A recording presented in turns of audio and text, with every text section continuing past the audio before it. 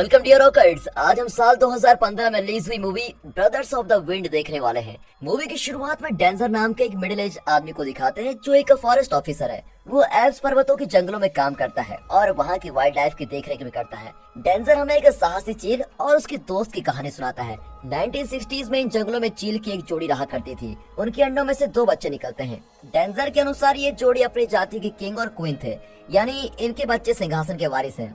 लेकिन इनमें से सिर्फ एक ही किंग बन सकता है। इस वजह से बचपन से ही दोनों बच्चे एक दूसरे को अपना विरोधी मानते हैं। इनका पिता बाकी सबसे ताकतवर है, जिसकी वजह से उसके कई दुश्मन भी हैं। इस स्थिति में वे अपने बच्चों को पाल रहे होते हैं।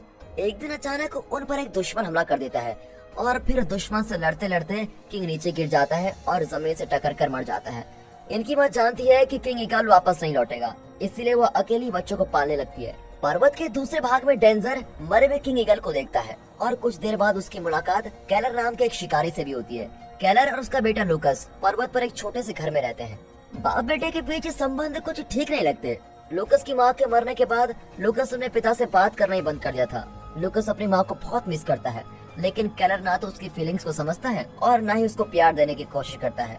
फिर लूकस अपने पुराने टूटे फूटे घर में जाता है जहाँ वो और उसके पेरेंट्स रहा करते थे। अब अपने पिता का प्यार न पाकर लूकस बहुत ही दुखी होता है और अपनी फैमिली की पुरानी फोटोज को देखकर बहुत याद करने लगता है अपनी माँ को। यहाँ किंग ईगल के जाने के बाद क्वीन बच्चों को बड़ा करती है, लेकिन जैसे जैसे बच्चे बड़े होते हैं सिंहासन पाने के लिए उनकी लड़ाइयाँ भी बढ़ने लगती है। जब उनकी माँ खाने की तलाश में उड़ जाती है तो उनकी लड़ाई फिर शुरू हो जाती है और ज्यादातर बार बड़ा भाई लड़ाई को जीतता है। कुछ हफ्तों बाद वे और भी बड़े हो जाते हैं। अब एक दिन लड़ाई में छोटा भाई कई 100 फीट की ऊंचाई से नीचे गिरकर बहुत घायल हो जाता है। इतना ही नहीं, वो कमजोर भी है और उसको ठीक से उड़ना भी नहीं आता। इसीलिए वो अपनी माँ का इंतजार करता है कि जब वो आएगी तो मुझको लेके जाएगी। और जब शाम को माँ लौटती है तो उसे छोटे का रोना सुनाई देता है, लेकिन वो उसकी मदद नहीं करती क्योंकि वो अकेली है और सिर्फ एक ही बच्चे की सुरक्षा कर सकती है। वो कमजोर छोटे की जगह बड़े को पालना चाहती है क्योंकि वो बलवान भी है। बेचारा छोटा चींटियों और जंगली लोमड़े से रात भर लड़ता हुआ किसी तरह अगले दिन भी जिंदा बच जाता है। लेकिन एक बात साफ है कि ये ज्यादा दिन तक जिंदा नहीं रहने वाला। तब लूकस छोटे को देखता है और उससे अपने पुराने घर में लेके आता है। वो छोटे का बहुत ख्याल रखता है। एक तकिए को काटकर वो छोटे के लिए घोंसला भी बनाता है। फिर लूकस छोटे के घाव भरकर उसको ठीक करना चाहता है, लेकिन वो नहीं जानता कि एक चील को कैसे ठीक किया जा सकता है। फिर चील को ठंड से बचाने के लिए वो अपनी जैकेट उस पर डाल देता है और उसके लिए खाना लाने अपने घर चले जाता है। फिर वो अपने पिता के सोने का इंतजार करता है कि जब वो सोएंगे तो मैं थोड़ा खाना ले लूंगा। और जैसे वो सोते हैं तो वो सॉसेज चुराकर छोटे के पास चला जाता है।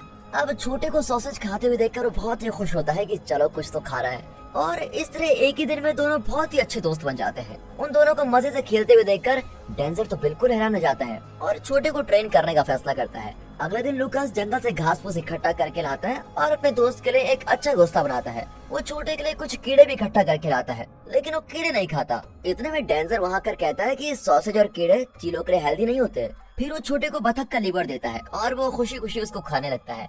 डेंजर लूकस को एडवाइस देता है कि तुम इसे अक्सर बाहर लेके जाओ क्योंकि सूरज की रोशनी पड़ने से इसके पंख और बड़े और ताकतवर हो जाएंगे। उस दिन लूकस अपने पिता के साथ काम कर रहा होता है। केलर उसके साथ बात करने की कोशिश करता है, लेकिन लूकस एक शब्द भी नहीं बोलता। और फिर गुस्से में आकर केलर लूकस से और ज्यादा काम करवाता है और उसको कहीं बाहर ही नहीं जाने देता।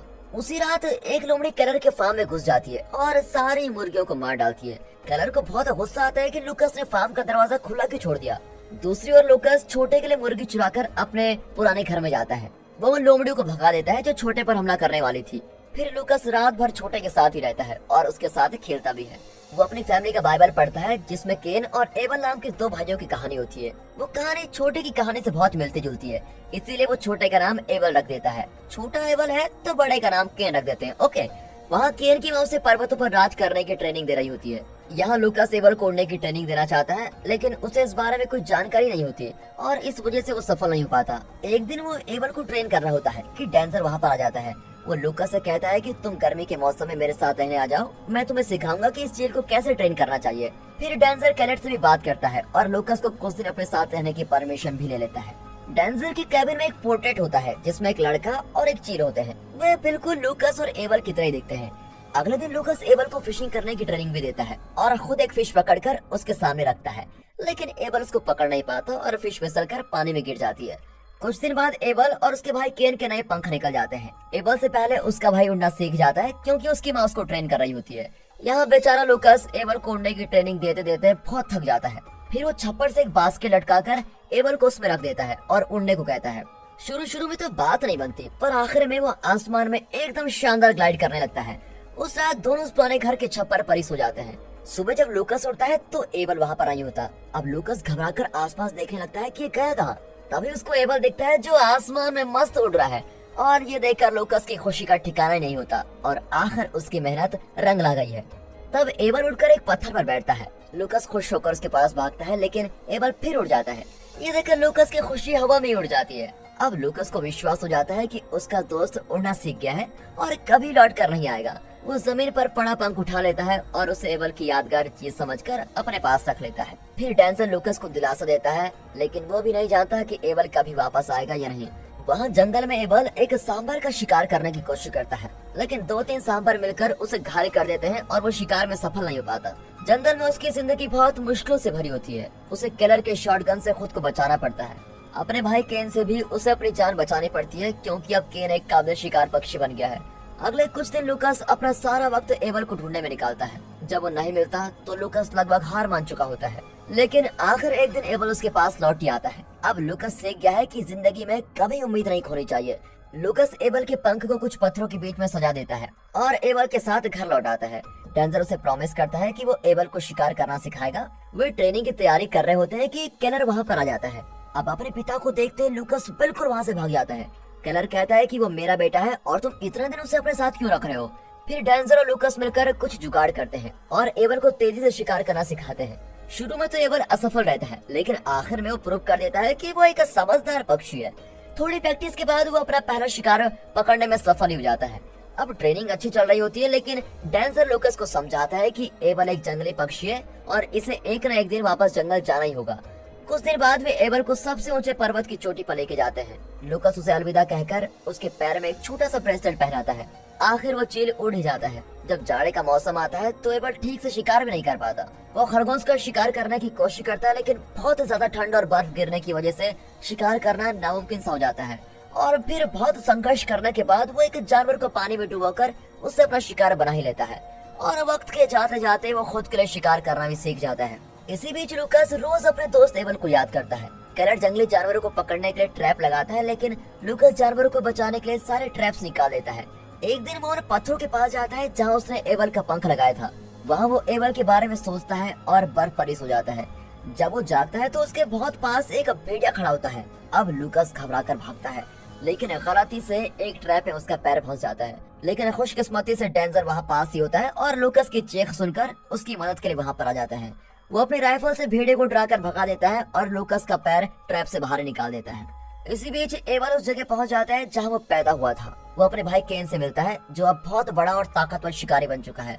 अभी भी इन दोनों के बीच तनाव चल रहा है। वे दोनों मिलकर शिकार करते हैं और फिर मांस के लिए लड़ते हैं। एक दिन डेंजर लूकस को ब्रदर्स ऑफ विंड की कहानी सुनाता है, जो केन और लेवल की कहानी से मिलती जुलती है। लूकस पूछता है कि आपकी इस कहानी के अंत में क्या होता है, लेकिन डेंजर बताता है कि आखिरी पन्ना पढ़ने के बाद भी हमें कहानी का अंत पता नहीं चलेगा। और फिर अपने एक एक्सपीडिशन के दौरान डेंजर एबल और केन को दिखाता है, जो एक ही डाल पर शांत बैठे होते हैं। ऐसा लगता है कि इनके बीच की लड़ाई बिल्कुल खत्म हो गई है। दूसरी ओर लूकस ने अपने पिता को छोड़कर पर्वत के दूसरी ओर जाने का फैसला कर लिया है। फिलहाल तो वो उनके पुराने टूटे फूटे घर में ही है और वहाँ से निकलने वाला है। तब केलर वहाँ आकर उसे माचिस की तिली जलाने को कहता है। और अब फ्लैशबैक में दिखाते हैं कि उसने गलती से पूरे घर में आग लगा दी थी और इसी दुर्घटना में लूकस की माँ जलकर मर गई थी। अब केलर तिल्ली जलाता है तो लूकस घबराकर बाहर भाग जाता है और उन पर्वतों के बीच कहीं छुप जाता है। लेकिन केलर उसका पीछा करता है और कुछ देर बाद लूकस एक पर्वत पर चढ़ रहा होता है कि अचानक उस पर एक पत्थर गिरने लगते हैं और वो नीचे गिर जाता है। तभी बिजली गिरती है और वो बेहोश हो जाता है। अब एबल वहाँ आकर उसके इर्द गिर्द उड़ने लगता है। कुछ मिनट बाद केलर लूकस को ढूंढ लेता है और अपने बुरे बर्ताव के लिए उससे माफी मांगता है। लूकस पहली बार अपने पिता से बात करता है और एबल का नाम लेता है। जब वे उस जगह से निकलते हैं तो देखते हैं कि पास ही एक पत्थर के नीचे एक चील बना पड़ा है। अब कुछ साल बीत चुके हैं और अब केलर और लूकस के बीच कोई तनाव नहीं है। वे आग जलाने के लिए कुछ लकड़ियां लेकर पर्वत पर चढ़ रहे हैं। लूकस कहता है कि मुझे ऐसा फील हो रहा है कि एबल यहीं कहीं है। लगता है उसे अब तक विश्वास है कि एबल जिंदा है और एक दिन वो जरूर आएगा। लेकिन केलर की ये राय नहीं है। वो बताता है कि पत्थरों के बीच जो चील मरा पड़ा था वो एबल ही था। वो लूकस को समझाता है कि तुम अपनी झूठी उम्मीदें छोड़ दो। तभी अचानक किसी चीज पर केलर का ध्यान जाता है। वो बोलना बंद करता है और लूकस से कहता है कि तुम अपना हाथ बढ़ाओ। लूकास कंफ्यूज होता है, लेकिन फिर भी केलर की बात मानता है। और आगे जो होता है उससे लूकास बिल्कुल हैरान और साथ ही बहुत खुश भी होता है।